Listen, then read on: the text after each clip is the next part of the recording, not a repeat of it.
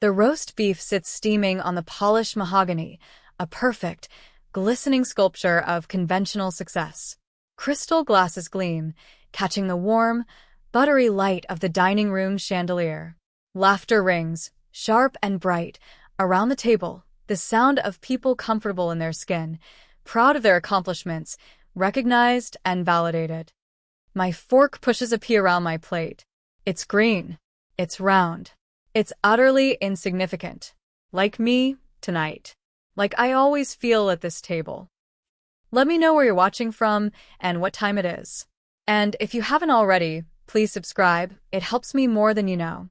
The air here, in this house I grew up in, always feels thick with expectation, like humidity before a storm. It clings to your skin, heavy and suffocating. My mother, perched at the head of the table, smiles her perfect, gracious hostess smile, her eyes flitting from face to face, lingering just a fraction longer on my brother, David, or my sister, Sarah. They are the pillars, the benchmarks, the ones who did it right. David, the lawyer. Corner office, corner suits, speaks in carefully measured tones designed to win arguments before they even start. Sarah, the surgeon. Steady hands, steady income, speaks with a quiet authority that silences rooms. And me. I run a nonprofit. We build schools in places where schools don't exist. We provide clean water where the water is poison. We fight for people whose names you'll never know, whose struggles don't make the evening news, not unless there's a natural disaster involved. It's messy work. It's hard work. It doesn't come with corner offices or six-figure bonuses. It comes with dirt under your fingernails and the kind of exhaustion sleep doesn't fix. My father clears his throat. The room hushes, expectant. This is it. The Thanksgiving ritual. The moment of gratitude. He surveys his kingdom, the table laden with abundance, his family gathered, prosperous, healthy. His gaze sweeps over David, a proud nod. Over Sarah, a gentle smile. It passes over me, a brief, unreadable flicker, and lands back on the golden children. As we gather here tonight, he begins, his voice warm and resonant, the voice of a man accustomed to being heard, to being respected. There is so much to be thankful for. He pauses, letting the weight of the moment settle. We are thankful for health, for family, for the blessings we have received. His eyes return to David. We are especially thankful for our children. For David, whose sharp mind and dedication have led him to such success in his legal career. He fights for what's right, and he excels. David inclines his head, a picture of modest pride. And for Sarah, my father continues, his voice softening slightly, whose skill and compassion save lives every day. She is a credit to her profession, and to us. Sarah offers a small, elegant smile. My mother beams, her gaze fixed on her two shining stars. The air around me feels colder, thinner. It's the same speech every year.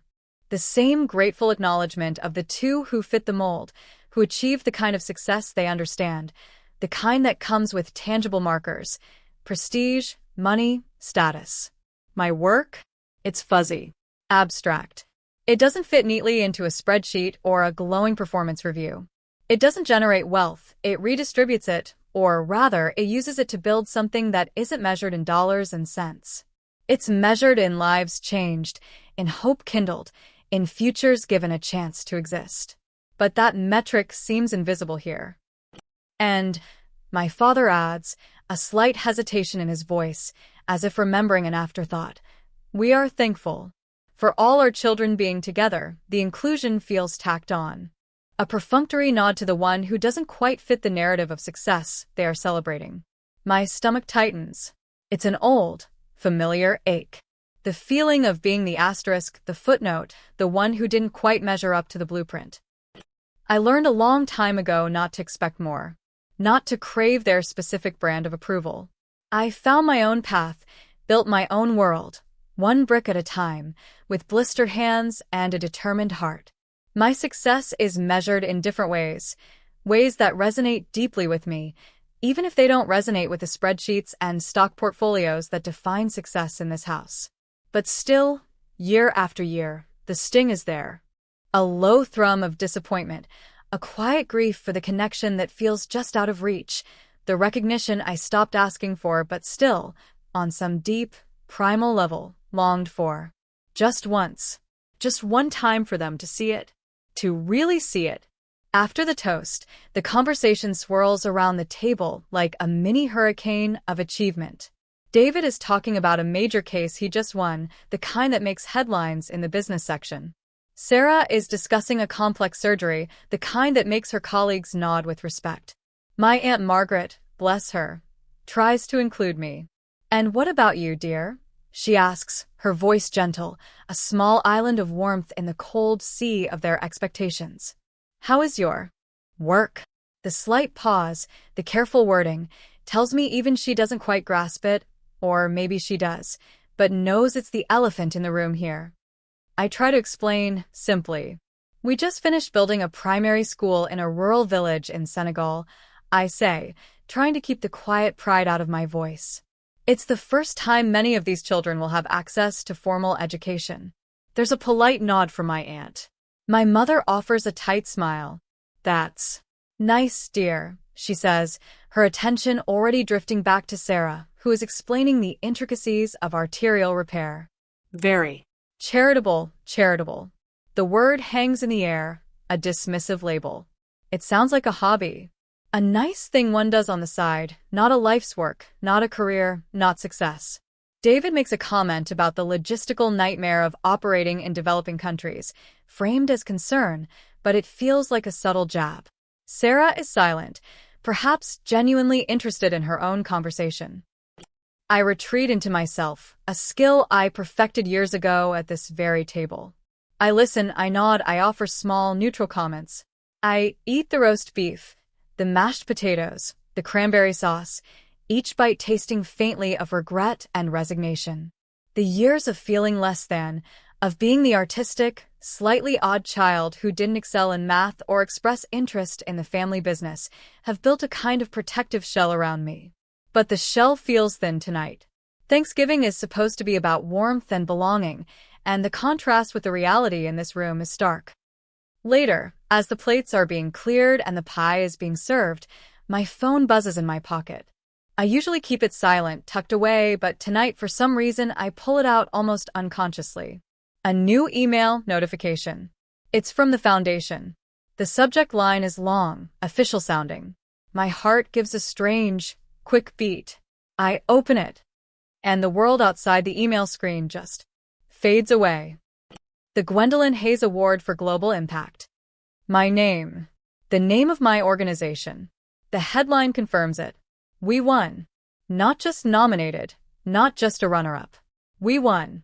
It's one of the most prestigious awards in the nonprofit world, recognizing sustained, measurable impact on a global scale. It comes with a significant grant, yes, but more importantly, it comes with recognition. Validation.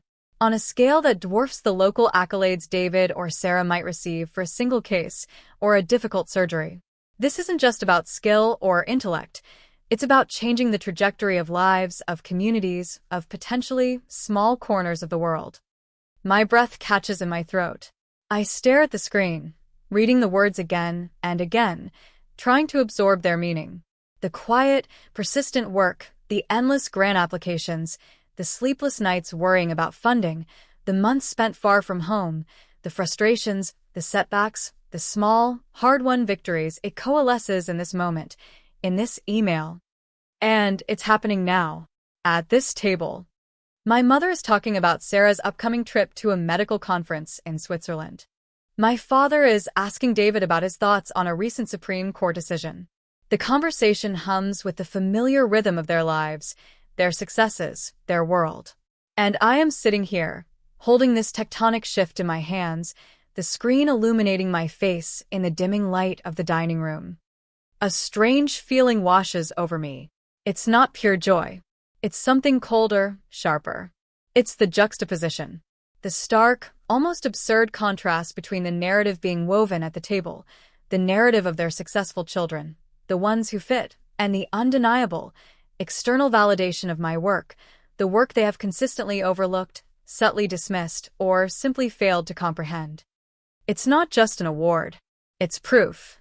Proof that the path I chose, the difficult, often lonely path, has value. Immense value. Value recognized by experts, by peers, by the kind of institutions my parents respect, even if they don't understand the sector. The midpoint shift hits me with the force of a physical blow.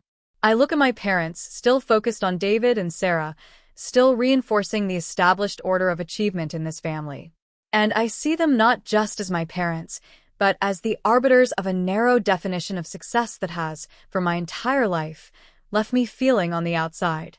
The sting of their earlier words about being thankful for our successful children echoes in my mind, the unspoken exclusion suddenly louder than any spoken word.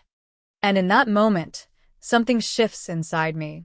The years of quiet resignation, the practiced art of deflecting and disappearing, the acceptance of my role as the less impressive one, it cracks.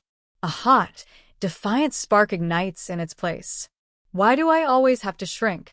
Why do I always have to make myself smaller so their narrative can remain unchallenged? My work is not charitable. It is essential. It is impactful. It is successful. Perhaps even more profoundly successful than closing a corporate merger or performing a difficult surgery, because its aim is not profit or prestige, but fundamental human dignity and opportunity. My Aunt Margaret, seated next to me, leans over, her voice a low murmur. "Everything all right, dear? You look a bit pale." I blink, pulling my eyes away from the screen. My hand is shaking slightly. I look at my aunt, then at the oblivious faces of my parents and siblings. The tension in my chest is suddenly unbearable. It feels like a pressure cooker about to blow. The usual script for tonight would be to quietly read the email, maybe share it with a close friend later, savoring the victory in private. But the words my father just spoke, the casual dismissal wrapped in polite gratitude, they burn. "No, everything is not all right, Aunt Margaret. Everything is about to change. This isn't just about an award anymore. This is about decades of feeling unseen. This is about every holiday dinner, every report card comparison, every well-meaning but dismissive question about when I'll get a real job. This is about validating a life path they never understood, never truly valued." The deepening crisis isn't external, it's entirely internal. It's the battle between the ingrained habit of fading into the background and the sudden, overwhelming urge to scream from the rooftops. It's the fear of disrupting the fragile peace of the family gathering versus the burning need for recognition, not for ego, but for validation of the meaning of my work, the very core of my identity. The room feels suffocatingly silent, even though conversation is happening. The air is thick with unspoken history, with layers of expectation and disappointment. My heart pounds against my ribs, a frantic drummer urging me forward, or maybe warning me back. I look down at the phone again. The words seem to glow. Gwendolyn Hayes Award. Global impact. This is not a small thing. This is monumental in my world. And their world, the one that measures success in dollars and titles, would understand the significance of the award itself, even if they don't grasp the work behind it. The name carries weight. Prestige they recognize. My hand closes around the phone, cold metal against my clammy palm. My aunt is still looking at me, a question in her eyes. The decision solidifies, sharp and clear, cutting through the emotional fog. I am not shrinking tonight. Not anymore. This is my story, too. This is my success, on my terms. And it deserves to be heard. Right now. Right here. This is the turning point. The moment I stop being the quiet observer and step into the blinding spotlight I've always avoided. The silence I've held for so long, the silence of being overlooked, is about to be shattered. I don't know what the fallout will be. I don't know if this will heal anything or break it further. But I know I can't sit here, swallowing their narrative of my life for one more minute, not with this in my hand. The pea on my plate is still just a pea, but suddenly I feel like a giant. My father is just finishing a sentence about David's firm's profitability. He gestures with his fork, emphasizing a point. My mother nods, looking impressed. Sarah is idly turning her wine glass. The moment feels ripe, absurdly ordinary, before the explosion. My voice, when I speak, is surprisingly steady. It cuts through the gentle hum of their conversation like a laser. Actually, I say, and every head turns. All eyes are on me. David raises an eyebrow, a hint of annoyance at the interruption. Sarah pauses her glass turning. My mother's perfect smile falters. My father's hand, holding the fork, freezes midair. There's something I'd like to add to the list of things we're thankful for this year. Their faces are a mixture of polite curiosity and thinly veiled impatience. What could I possibly contribute to this discussion of real success? A minor update on a small project? Another story about children they'll never meet in a place they can't pronounce. I take a deep breath. My heart is hammering against my ribs, a wild bird trapped in a cage. But beneath the fear, there's that spark of defiance, growing brighter now, fueled by decades of quiet resentment. I found out just now, I continue, my voice gaining strength, losing the tremor, that my organization, the one I've been running for the past 10 years, the one that builds schools and provides clean water and fights for basic human rights in some of the world's most marginalized communities. I pause, letting the words land. The silence around the table deepens, thick with anticipation now, tinged with unease. Their expressions are shifting, from impatience to something else, something registering the gravity in my tone. That organization, I repeat, looking directly at my parents at their suddenly wary eyes, just won the Gwendolyn Hayes Award for Global Impact. The climax crashes over the table like a tidal wave. The silence that follows is absolute. Stunned. It hangs in the air, heavy and vibrating. My mother's face, moments ago a portrait of serene maternal pride directed at her other children, crumples. Not dramatically, not a sob, but a visible, visceral reaction. Her eyes widen, her mouth falls slightly open. The color drains from her cheeks. She looks like she's been physically struck. My father's fork clatters onto his plate with a sharp, jarring sound. His eyes, usually so commanding, are wide, bewildered. They dart from my face to the phone still clutched in my hand, then back to my face, as if trying to reconcile the image of their charitable child with the magnitude of the award I just named. The Gwendolyn Hayes Award. They know the name. They know it's prestigious. They understand prestige. Even if they don't understand the work, they understand the currency of this kind of recognition. David, the lawyer, the man who never loses his composure, stares at me, his jaw slightly slack. The eyebrow he raised earlier is now practically halfway up his forehead. Sarah, the surgeon, her hands usually so steady, grips her wine glass, so tightly I think it might shatter. Her eyes are narrowed, a look of pure, unadulterated shock mixed with something that looks a lot like jealousy. No one speaks. The air is thick with the weight of the unsaid, the suddenly overturned narrative. Their carefully constructed world, where success is defined and measured in precise, conventional ways, has just been blindsided by something that doesn't fit, something they dismissed, something that has now announced itself with a level of authority they can't ignore. Their gratitude for their successful children rings hollow, exposed by this unexpected, undeniable achievement from the child they subtly excluded. It wasn't planned, not consciously, not this timing, not this delivery. It was a reaction, a breaking point, a sudden surge of self-worth colliding with years of feeling inadequate in this specific space. And their reaction, it's not what I expected, or maybe it is. It's not pride, not immediately. It's shock, disbelief, and perhaps beneath it all, a dawning realization that they fundamentally misunderstood me, misunderstood the scope and significance of my life's work. My Aunt Margaret gasped softly, covering her mouth with her hand, her eyes wide with surprise, but also, I think, with a hint of genuine delight for me. The silence stretches, heavy and uncomfortable. The clock on the mantelpiece ticks, each tick louder than the last. The steam from the roast beef seems to have stopped rising. The perfect Thanksgiving tableau is shattered. The aftermath is slow, awkward, and deeply uncomfortable. My mother is the first to speak, her voice thin and reedy, entirely lacking its usual control. The The Gwendolyn Hayes Award, she stammers, as if saying the name aloud will make it more real or less real. But how? When? My father finds his voice, gruff, stripped of its earlier confidence. We had no idea. You didn't mention you were even nominated. I look at him. I didn't. I say simply, the nominations are confidential until the announcement, which was true. But I also didn't talk much about the specifics of my work here because it always fell flat, always led to those blank stares or polite dismissals. Why set myself up for that again? David clears his throat.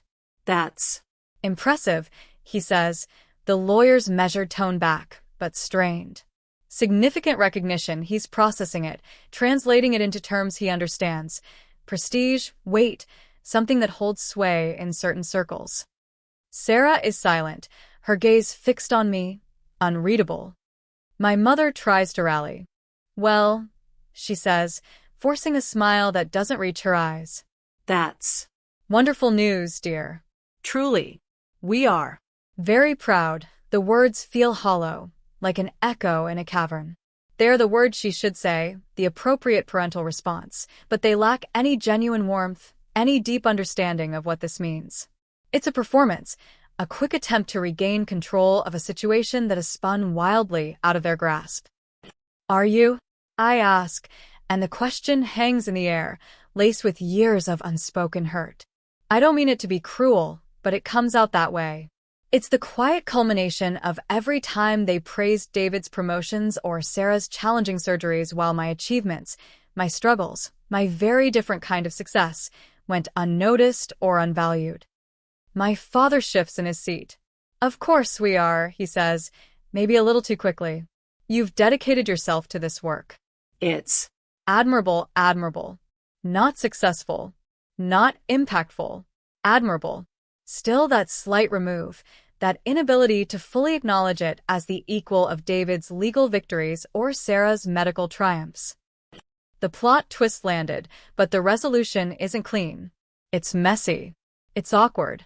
It's the uncomfortable reality of a family dynamic exposed and challenged in a way no one expected.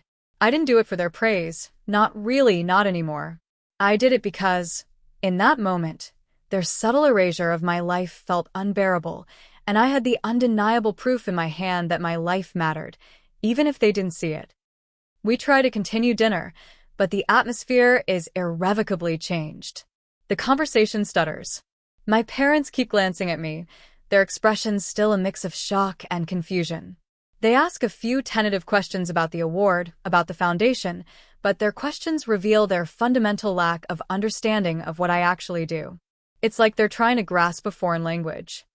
David makes another comment about the financial implications of the award grant, pulling it back into the realm of money, the only metric he truly understands. Sarah is still mostly silent, picking at her pie, her earlier animation gone. I answer their questions politely, calmly.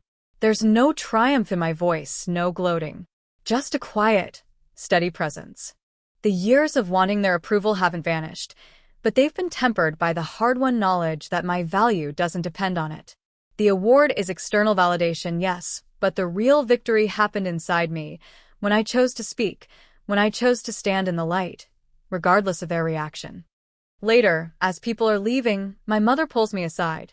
Her eyes are red-rimmed. I am sorry, she whispers, her voice barely audible. About what your father said. About being thankful for David and Sarah's success. We didn't mean to exclude you. Your work is so different. We don't always know how to measure it. Measure it. That's the key. They measure life in spreadsheets and corner offices. I measure it in clean water, in educated children, in lives given a chance. Our scales are fundamentally different. I know, I say, and I surprise myself by meaning it, at least partially. I understand their perspective, even if it hurts. They come from a different generation, a different world, where success had a very specific definition. But understanding doesn't entirely erase the sting of years of feeling less than. My father approaches, clearing his throat again. He looks uncomfortable, unsure. Remarkable, he says, extending a hand. awkwardly. I shake it. His grip is firm, but his eyes still hold that look of bewildered shock. We'll have to. Talk more about this. Properly. Meaning, outside the unpredictable chaos of a family dinner, where they can process it, categorize it, perhaps find a way to fit it into their existing framework. David and Sarah offer congratulations, their smiles tight. There's a new dynamic in the room, a shift that feels both permanent and fragile. I am no longer just the charitable one, the nice one who does good work. I am the one with the prestigious award. It's a label, yes, but it's a label they respect, even if they don't fully grasp its meaning. As I drive away from the house, the city lights blurring through the car window, the weight of the evening settles on me. It wasn't the triumphant vindication I might have fantasized about in my darker moments. It was raw, uncomfortable, and revealing. It didn't magically fix decades of complicated family dynamics. But it did one crucial thing: it made them see. It forced them to confront the fact that my unconventional path led to something significant, something recognized on a scale their conventional metrics can't fully encompass. I didn't win their specific approval, not entirely, not yet. But I won something more important. I stood up for the value of my life, for the meaning of my work, in the place where I had always felt the most devalued. And their shock was the unexpected, undeniable validation of that value. It wasn't just karma. It was a quiet, powerful redefinition of success, delivered at the very moment they were celebrating their narrow version of it. The silence after my announcement wasn't just about my achievement. It was the sound of their paradigm shifting, cracking under the weight of something they could measure, but could no longer ignore. If this story hit close to home, I'd love to hear your version. Drop a comment with where you're listening from and what time it is. Thanks for being here. Subscribing helps bring more of these to life.